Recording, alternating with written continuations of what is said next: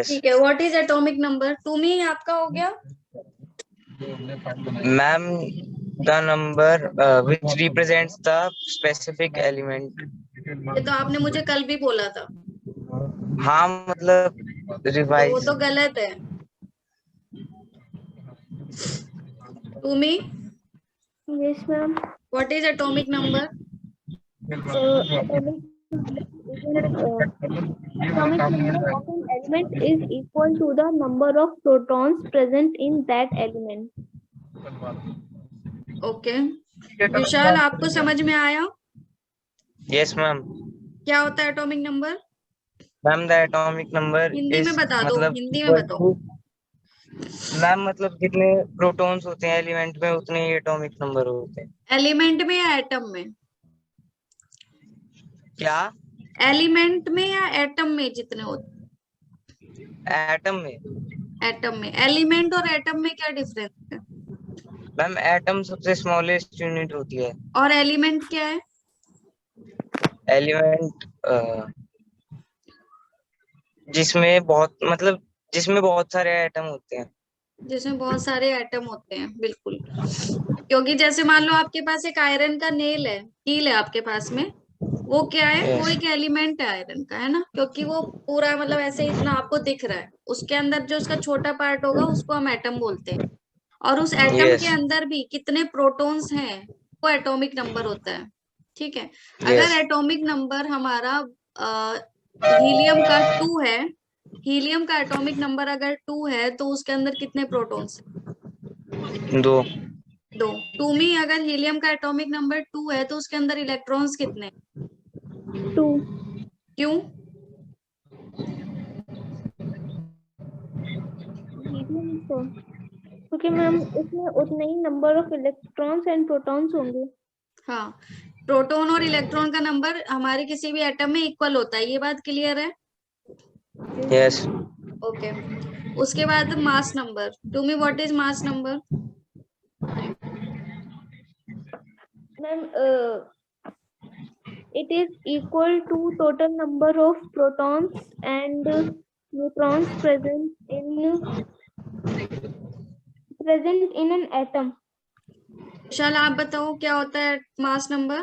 हिंदी में बताओ। Mass number मतलब जितने भी एटम में वो होते हैं प्रोटॉन्स और न्यूट्रॉन्स प्रेजेंट होते हैं एटम में, उसके इक्वल होता है मास नंबर। ठीक है, और ये प्रोटॉन और न्यूट्रॉन एक एटम में होते कहाँ पे हैं? न्यूक्लियस। न्यूक्लियस के अंदर। Okay good. और इलेक्ट्रॉन्स कहाँ होते हैं? एटम के अंदर शेल। इलेक्ट्रॉन्स कहाँ पे होते हैं?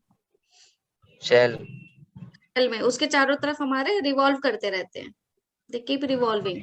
ओके, ठीक है। उसके बाद में इलेक्ट्रॉन्स का जो अरेंजमेंट होता है एटम के अंदर, वो कौन से रूल से गवर्न होता है? किस रूल के थ्रू है वो? 2n two n square. Square. 2n square का रूल है।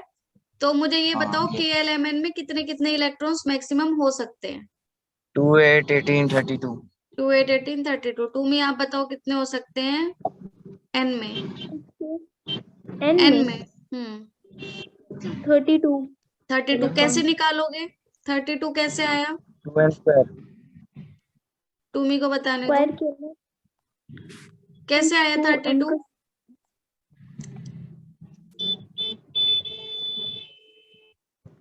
32 ऐसे आया कि एक 2n स्क्वायर वाला रूल है ना, उससे. उससे क्या किया? मतलब जैसे ये हमारा फर्स्ट सेल है, तो हम n में फर्स्ट 1 का स्क्वायर करेंगे तो 2 1 से 2 आ जाएगा. एंड सेम l में, और n हमारा 4th नंबर पे आता है, तो हम n में 4 रखेंगे, उसका 4 का स्क्वायर करके मल्टीप्लाई 2 कर देंगे तो 32 आ जाएगा. 32 आ जाएगा, ठीक है। ओके, अगर आपको और इसको इलेक्ट्रॉनिक कॉन्फ़िगरेशन लिखने को बोला जाए तो लिख सकते हो। कल हम लोगों ने 20 एटम्स के लिखे थे electronic configuration, and I told you कि ये इनके एटॉमिक नंबर याद कर लेना, ये पूरी टेबल याद कर लेना। किसने याद की है या कितनी याद है? बताओ टूमी। पूरी 20 तक याद है. सुनाओ। 10। इलेक्ट्रॉनिक कॉन्फ़िगरेशन की एटॉमिक नहीं, नंबर. एटॉमिक नंबर मतलब लाइन से सुना दो। Hydrogen, helium, lithium, beryllium. Nitrogen, helium, lithium, beryllium, boron, carbon, nitrogen, oxygen, fluorine, neon, sodium, magnesium, aluminium, silicon, phosphorus, sulphur, chlorine, argon, potassium, calcium. Good, okay. हमारा question है कि noble gases जो होती है वो इनर्ट क्यों होती है? इनर्ट का क्या मतलब होता है? दूसरा नाम होता है नोबल गैस का। हाँ, कह सकते हैं कि नोबल गैसेज का दूसरा नाम इनर्ट गैसेज है, बट इनर्ट का मीनिंग क्या होता है? जो अंदर होती है गैस। जो अंदर, अच्छा, इसका मीनिंग इनर से नहीं है। तुम ही आप बताओ, इनर्ट का क्या मतलब है?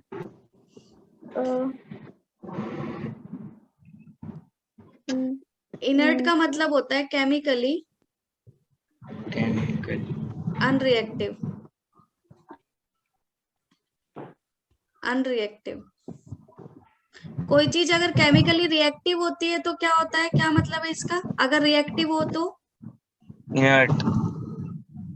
अगर कोई चीज केमिकली रिएक्टिव है, मतलब जैसे कार्बन ऑक्सीजन के साथ रिएक्ट करके कार्बन डाइऑक्साइड बना देता है, ठीक है, तो कार्बन क्या है मेरा? केमिकली रिएक्टिव है, केमिकली रिएक्टिव है। बट मैं कह रही हूँ कि इनर्ट का मतलब होता है केमिकली अनरिएक्टिव। तो अनरिएक्टिव का क्या मतलब है?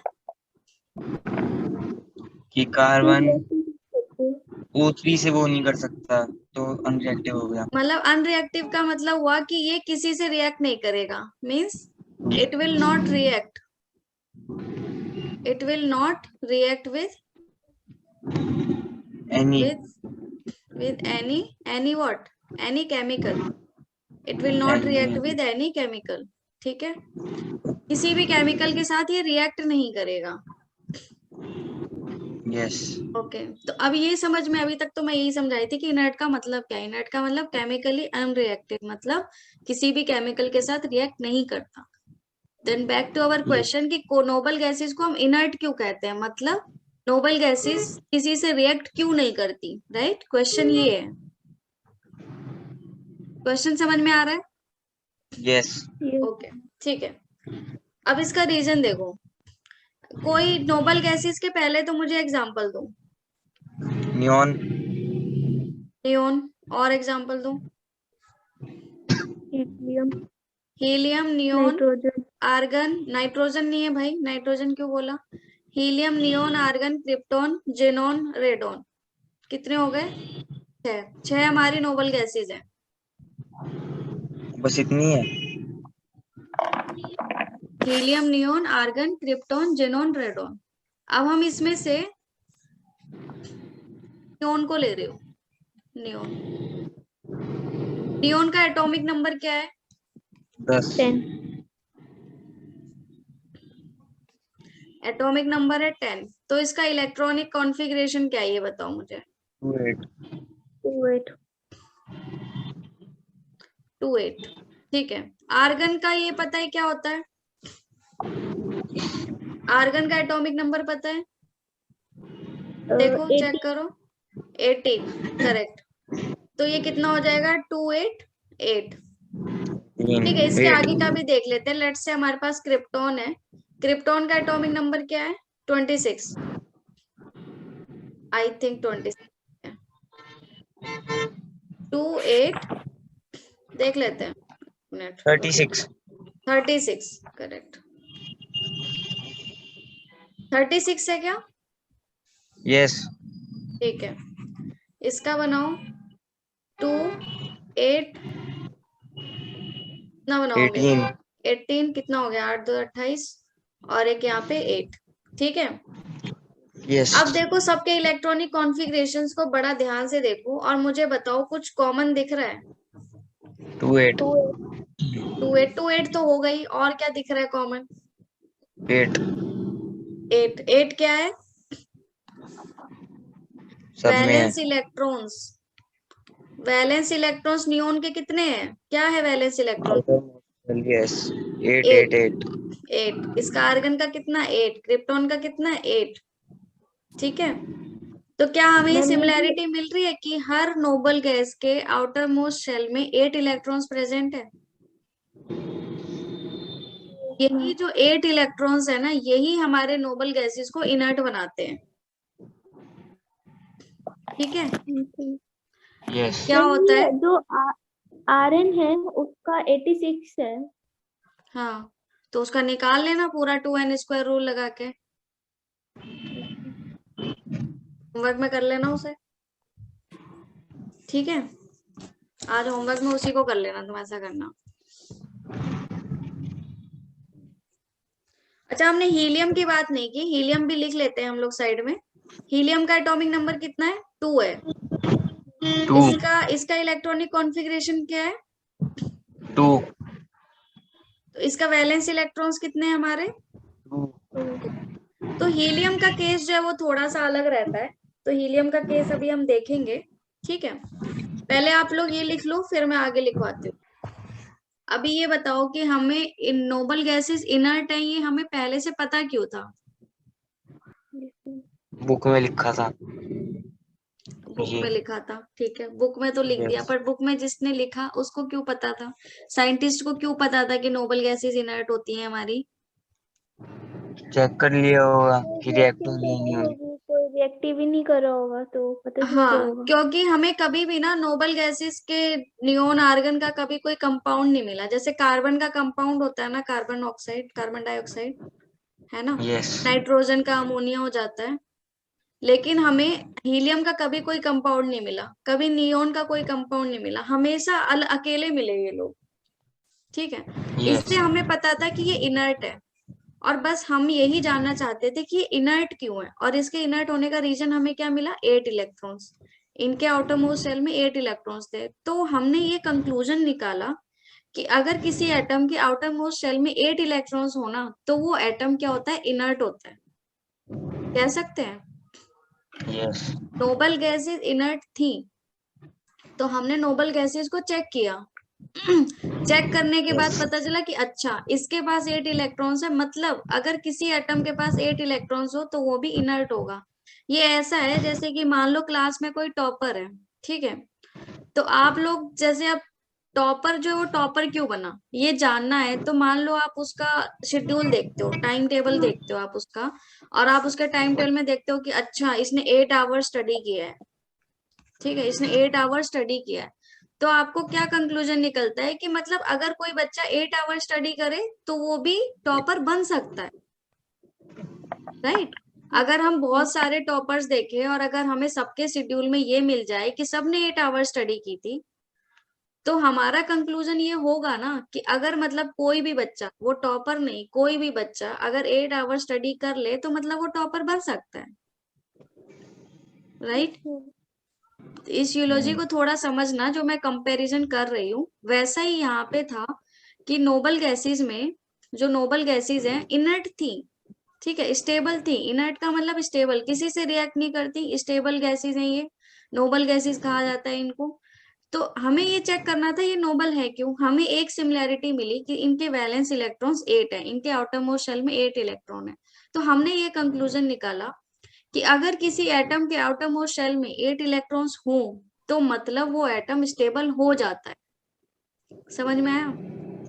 और यस नोबल गैसेस हमारी इनर्ट क्यों है? क्योंकि उसके आउटरमोस्ट शेल में 8 इलेक्ट्रॉन्स है।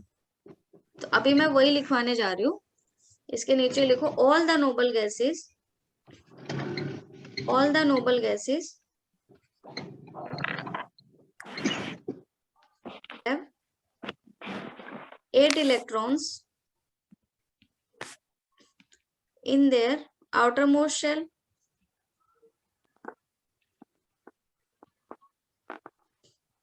All the noble gases have 8 electrons in their outermost shell. All the noble gases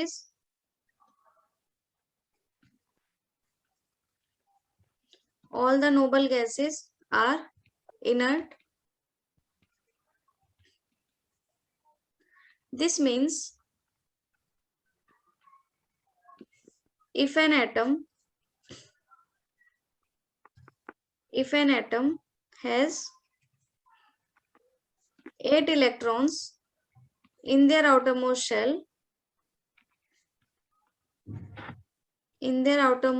shell, they become stable. अब कोई आपसे पूछे कि नोबल गैसेस इनर्ट क्यों है तो क्या बताओगे?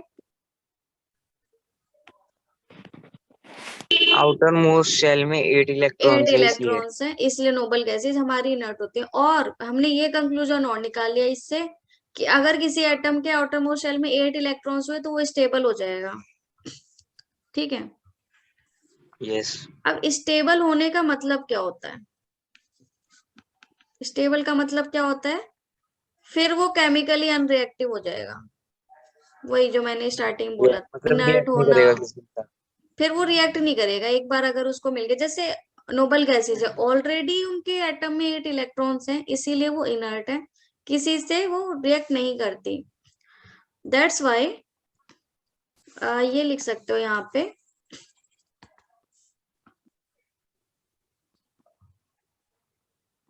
all the noble gases follow octet rule। Octet rule.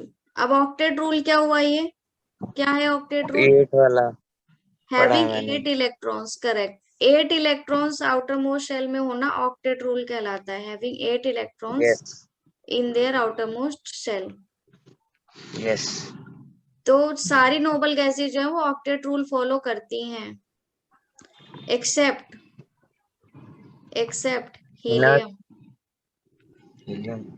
Accept helium. Helium ऐसा है जो ऑक्टेट रूल फॉलो नहीं करता। अब हम देखते हैं क्यों। लिख लिया तुम्हें? मैम एक minute.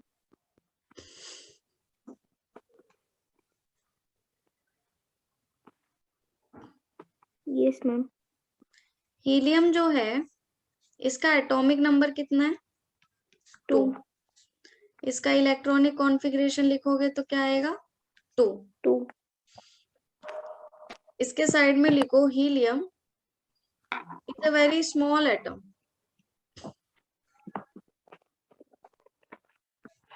is a very small atom with only K shell। सही है कि हीलियम में सिर्फ K शेल प्रेजेंट है? Yes ma'am. सिर्फ K शेल प्रेजेंट है विशाल? हीलियम में सिर्फ मैम K शेल प्रेजेंट है। अभी नियोन में देखो Kl प्रेजेंट थी, आर्गन में यस Klm प्रेजेंट थी। उसमें के हुआ बस क्योंकि 2 इलेक्ट्रॉन होल्ड 2 कर ही सकता है। इलेक्ट्रॉन है तो उसमें सिर्फ K शेल प्रेजेंट है। हीलियम एक बहुत ही छोटा एटम है और उसमें K शेल प्रेजेंट है।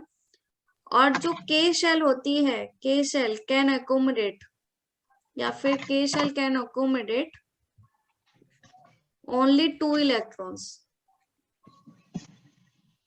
K शेल 2 इलेक्ट्रॉन से ज्यादा अकोमोडेट ही नहीं कर पाती है, उसकी कैपेसिटी ही नहीं है उतनी। Yes. That's why helium follows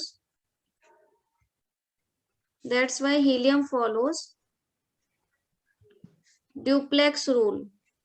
helium कौन सा रूल फॉलो करता है? Duplex rule. ड्यूप्लेक्स रूल क्या हुआ? Having 2 electrons in their outermost shell. Yes. Outermost shell, अगर आउटर मोस्ट शेल में 2 इलेक्ट्रॉन हो तो उसे हम ड्यूप्लेक्स रूल फॉलो कर बोलते हैं। इसके नीचे लिख लो स्टार मार्क लगा के, duplex rule only applies to small atoms.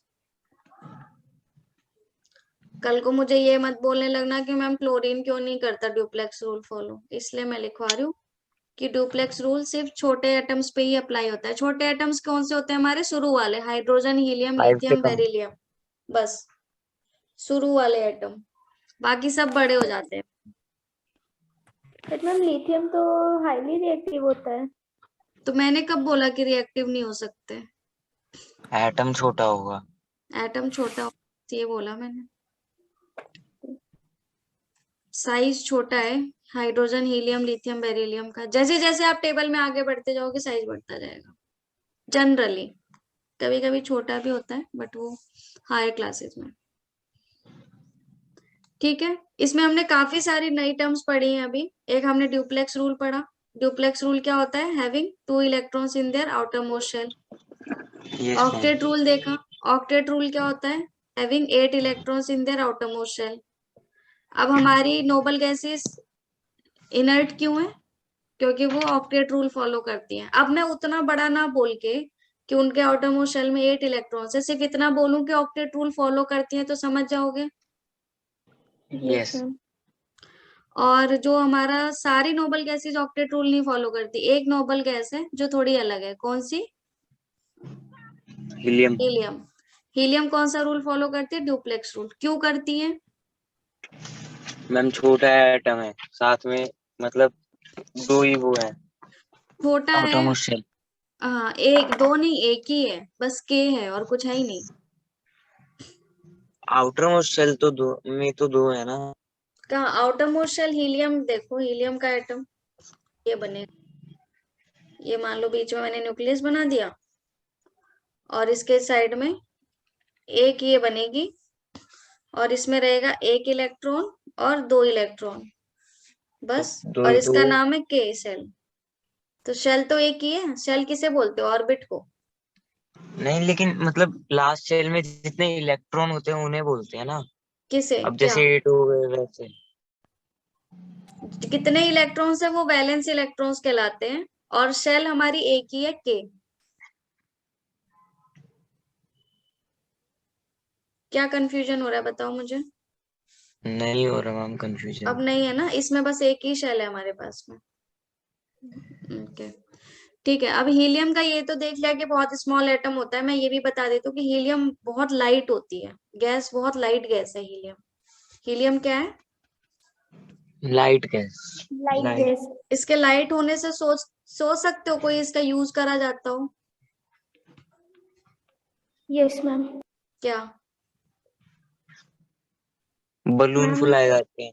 Correct. Balloon फुलाए जाते बलून हैं फुलाए। एंड मैम बलून क्यों? बलून में हम क्यों डालते हैं ये गैस? वो बलून ताकि ऊपर उड़ उड़ने सके लगता है। बलून।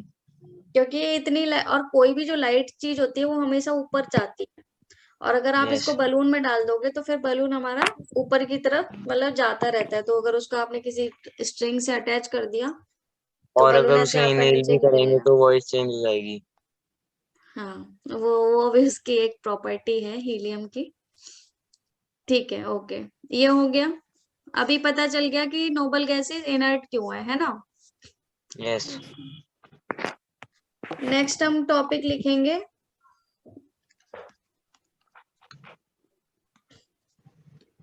cause of other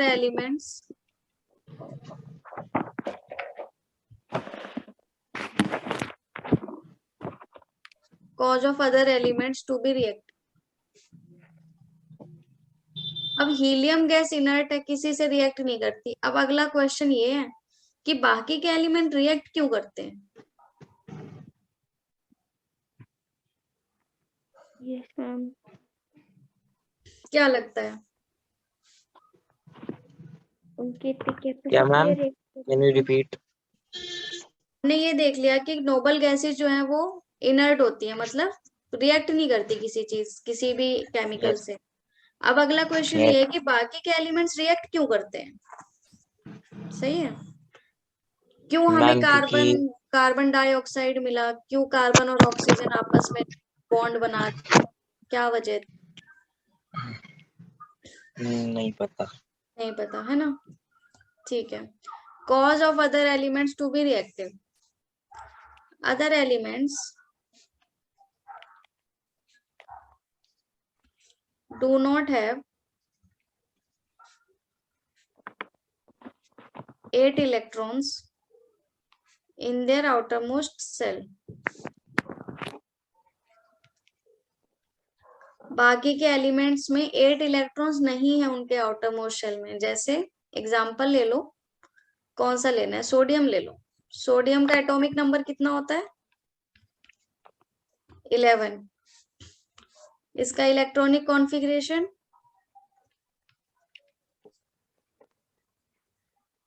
281। 281। कितने इलेक्ट्रॉन्स है आउटरमोस्ट शेल में? 1। 1। तो मैंने क्या लिखा है? Other element do not have 8 electrons in their outermost shell. बाकी एलिमेंट में 8 इलेक्ट्रॉन्स नहीं है, इसके आउटरमोस्ट शेल में 1 इलेक्ट्रॉन है। दूसरा एग्जांपल ले लो, लेट्स से कार्बन ले लो, कार्बन का एटॉमिक नंबर कितना 6, इलेक्ट्रॉनिक कॉन्फ़िगरेशन कितना 2 4, इसके आउटरमोस्ट शेल में कितने इलेक्ट्रॉन है 4। ठीक है, एग्जाम्पल दे दिया मैंने आपको कि बाकी के जो एलिमेंट है उनके आउटरमोस्ट शेल में 8 इलेक्ट्रॉन्स नहीं है। अब क्या होगा, these atom wants to follow octet rule। एक तो हम ये लिख सकते हैं कि वो ऑक्टेट रूल फॉलो करना चाहते हैं, और ये लिख सकते हैं, एक और लाइन हो सकती है जो भी सही लगे, these atom want to achieve inert gas configuration। Yes ma'am. Inert gas configuration, ये थोड़ा एक नया टर्म आया है यहाँ पे कि ये लोग इनर्ट गैस कॉन्फ़िगरेशन पाना चाहते हैं। क्या मतलब है इसका? मैम कि जिसमें मतलब वही इनर्ट होता गैस है ना कॉन्फ़िगरेशन क्या था कि आउटर मोस्ट शेल में 8 इलेक्ट्रॉन्स थे ना, हाँ, आउटर मोस्ट शेल में 8। तो वो उसको उन्होंने मतलब वो बना लिया, एक रूल ही बना लिया कि हमें भी ये चाहिए। जैसे टॉपर को होता है कि 8 आवर स्टडी करने से टॉप करता है वो, तो बाकी बच्चों ने भी ये सोच लिया कि हमें भी 8 आवर स्टडी करनी है। अगर हम 8 आवर स्टडी करेंगे तो क्या होगा, हम भी टॉप कर जाएंगे। तो बाकी एटम्स ने भी क्या सोचा कि हाँ बस यही, हम भी इनर्ट गैस कॉन्फ़िगरेशन अचीव करेंगे, और अचीव करने से उन्हें क्या मिलेगा, so that atom become stable। Atom क्या हो जाता है, स्टेबल। स्टेबल का मतलब सब एक ही चीजें हैं, केमिकली अनरिएक्टिव। इस बार आप लोगों को सब्जेक्टिव देना है, इसलिए टर्म्स पे बहुत ध्यान देना है। ये सारी टर्म्स आप अपने इसमें यूज करोगे। तो अब मैं लिख सकती हूँ कि एटम्स क्यों कंबाइन करते हैं, क्यों कार्बन ऑक्सीजन के साथ कंबाइन हुआ जाके, atoms combine with one another why to achieve, क्या की टर्म है हमारे पास, इनर्ट गैस कॉन्फ़िगरेशन। यस। अब मेन जो है वो यही है, बाकी जो है वो मैंने आपको समझाने के लिए बताया है। Atoms combine with one another to achieve inert gas configuration and become stable. Yes. और उन्हें स्टेबिलिटी मिल जाती है। सारी बातें स्टेबिलिटी की ही हैं। Yes ma'am. अब इनर्ट गैस कॉन्फ़िगरेशन का मतलब है आउटर मोस्ट शेल में 8 इलेक्ट्रॉन्स होना। अब कोई एटम आउटर मोस्ट शेल में 8 इलेक्ट्रॉन्स अचीव कैसे करे, ये बताओ। मतलब अगर जैसे मैं यहाँ पे मैम वो आपको तो एग्जांपल दे होता है देती ना हूँ। हाँ, एटॉमिक नंबर के अकॉर्डिंग। एक सोडियम ले लेती हूँ मैं यहाँ पे, सोडियम है 11, इसका इलेक्ट्रॉनिक कॉन्फ़िगरेशन 281। 281। क्लोरीन है मेरा 17, 2867। 7। ठीक है, एक कार्बन ले लेते हैं, इसका है 23। कार्बन का होता है 6 एटॉमिक नंबर, तो इलेक्ट्रॉनिक कॉन्फ़िगरेशन 24। बताओ, 3 एटम है हमारे पास में, तीनों क्या लग रहा है बेचारे स्टेबल हैं क्या? नहीं, नहीं, कोई भी स्टेबल नहीं है। क्यों स्टेबल नहीं है? स्टेबल करने के लिए गेन और लॉस करना पड़ेगा। सोडियम को क्या करना पड़ेगा, अगर उसको आटोमोस्ट शेल में 8 इलेक्ट्रॉन्स चाहिए 1 तो? लूज करना होगा, क्लोरीन को 1 गेन करना होगा। अच्छा, और ऐसा भी 4 को तो हो लॉस सकता है ये गेन गेन करके रख कर ले सकते हैं। 7 इलेक्ट्रॉन्स। नहीं क्यों नहीं? मैम, क्योंकि वो होता है ना कुछ ऑक्टेट रूल में कि 1 जैसे पास है तो फिर मतलब 1 हम कर सकते हैं ताकि स्टेबल हो जाए जल्दी। हाँ, बट 7 इलेक्ट्रॉन्स गेन करना भी एक ऑप्शन है। ओके, एक ऑप्शन है उसके पास में, बट ये पॉसिबल नहीं होता है, नॉट पॉसिबल। क्यों नहीं पॉसिबल है ये? Because high amount of energy required, ज्यादा एनर्जी चाहिए। एक इलेक्ट्रॉन लूज करने में कम एनर्जी चाहिए, तो ज्यादा काम क्यों करना है? अगर 1 घंटे पढ़ के टॉपर बन सकते हैं तो 8 घंटे क्यों पढ़े? ऐसा कुछ हो तो क्यों पढ़ेंगे? 1 घंटे पढ़ के काम चला लेंगे, एक सब्जेक्ट ही छोड़ देंगे, बाकी के सब्जेक्ट में तो टॉप कर ही जाएंगे फिर। ऐसे क्लोरीन है मेरे पास में, क्लोरीन क्या कर सकता है, गेन कर सकता है 1 इलेक्ट्रॉन, या फिर यस लूज भी तो कर सकता है 7 इलेक्ट्रॉन्स। बस इसके केस में भी 7 इलेक्ट्रॉन लूज करना पॉसिबल नहीं है। क्यों पॉसिबल नहीं है? High amount of energy. Ma'am, क्योंकि high amount of energy required, high amount of लेकिन एनर्जी 4 में हम रिक्वायर्ड, लूज सेम गेन है, दोनों कर सकते हैं। करेक्ट। अब आते हैं हम कार्बन पे। कार्बन जो है वो कैसे करेगा, गेन कर सकता है 4 इलेक्ट्रॉन्स, यस, और लूज क्या भी कर कर सकता सकते है, हैं लूज बिकॉज कर सकता है 4 electrons. Energies are same energy required. Same energy required, और कार्बन के पास इतनी एनर्जी नहीं होती। कार्बन के लिए केस में ये दोनों ही नॉट पॉसिबल। ये हमारा क्यों पॉसिबल नहीं है, इसको हम बहुत ही डिटेल में पढ़ेंगे जब हम अपना चैप्टर स्टार्ट करेंगे। अभी हम थोड़ा बेसिक्स में हैं, तो अभी इतना जान चैप्टर लो स्टार्ट कि नहीं हुआ अभी। नहीं, अभी हम बेसिक पढ़ रहे हैं। अभी हम बेसिक पढ़ रहे हैं केमिस्ट्री का, अभी हमने चैप्टर स्टार्ट नहीं किया है। जब हम चैप्टर स्टार्ट करेंगे हम सारी बातें कार्बन की करेंगे। तो मैं यहाँ पे ये बोल रही हूँ, कार्बन ना तो 4 इलेक्ट्रॉन्स गेन कर सकता है, ना ही 4 इलेक्ट्रॉन्स लूज कर सकता है, क्योंकि दोनों ही केस में एनर्जी ज्यादा लगती है और उससे कुछ भी नहीं होता। तो कार्बन हमारा क्या करता है, कार्बन इलेक्ट्रॉन शेयर करता है, शेयर इलेक्ट्रॉन्स, और बस इसकी इसी प्रॉपर्टी की वजह से कि कार्बन इलेक्ट्रॉन्स को शेयर करता है और इतना छोटा होता है, हमें पूरी ऑर्गेनिक केमिस्ट्री पढ़नी पड़ती है। ठीक है, तो एक एटम हमारा कैसे इनर्ट गैस कॉन्फ़िगरेशन अचीव कर सकता है, क्या 3 तरीके हैं उसके पास? लॉस गेन लूज कर लो, गेन कर लो, या शेयर कर लो, 3।